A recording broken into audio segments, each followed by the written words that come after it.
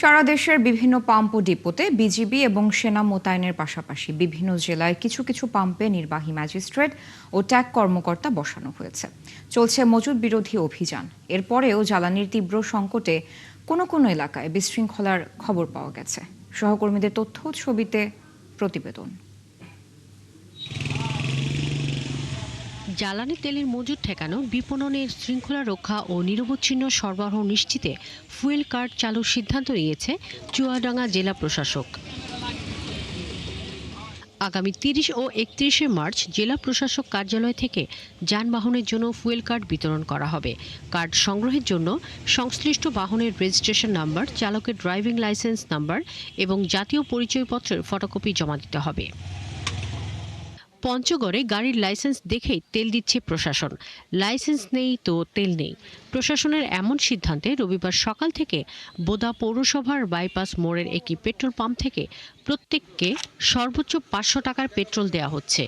জেলা ৩০টি পাম্পের মধ্যে ৮টি পাম্পে প্রতিদিন তেল সরবরাহ করা হচ্ছে বরাদ্দ অনুযায়ী। এখানে একটা জিনিস ভালো করতেছে, সেই জিনিসটা হচ্ছে গাড়ির কাগজ এবং ড্রাইভিং লাইসেন্স দেখতেছে। হেলমেট, ড্রাইভিং লাইসেন্স এবং রেজিস্ট্রেশন সহ আসছি।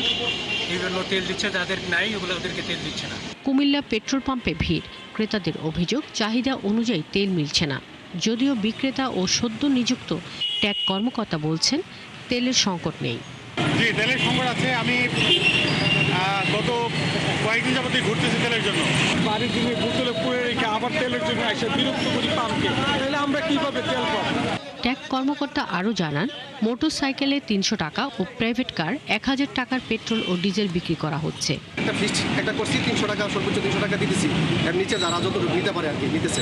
এদিকে গাইবান্ধার গোবিন্দগঞ্জে জ্বালানি তেলের অবৈধ মজুদ ও খোলা বাজারে বিক্রির অভিযোগে দুটি ব্যবসায়ী প্রতিষ্ঠানকে ৪০,০০০ টাকা জরিমানা সহ ১৫০ লিটার ডিজেল জব্দ করেছে ভ্রাম্যমাণ আদালত। শ্রীমঙ্গলের পদ্মা, মেঘনা ও যমুনার ৩টি ডিপো থেকে মৌলভীবাজার ও হবিগঞ্জ জেলার পেট্রোল পাম্প, পেক পয়েন্ট ও এজেন্সিতে পর্যাপ্ত পরিমাণ তেল সরবরাহ করা হচ্ছে। কোনো পেট্রোল পাম্প বলতে পারবে না যে তারা তেল উত্তোলন কম করেছে বা আমরা ডিপো থেকে দিচ্ছি না। বিজিবি প্রত্যেকটা ডিপোতে মোতায়েনরত রয়েছে এবং এর মাধ্যমে আমরা নিয়মিত তদারকি নিশ্চিত করছি। উত্তরাঞ্চলের 16টি জেলা সহ 20টি জেলায় নিরবচ্ছিন্ন তেল সরবরাহ নিশ্চিতে তেল ডিপোগুলোর পাহারায় সেনাবাহিনী মোতায়েন করা হয়েছে। শাকিলা শম্পা, ৭১।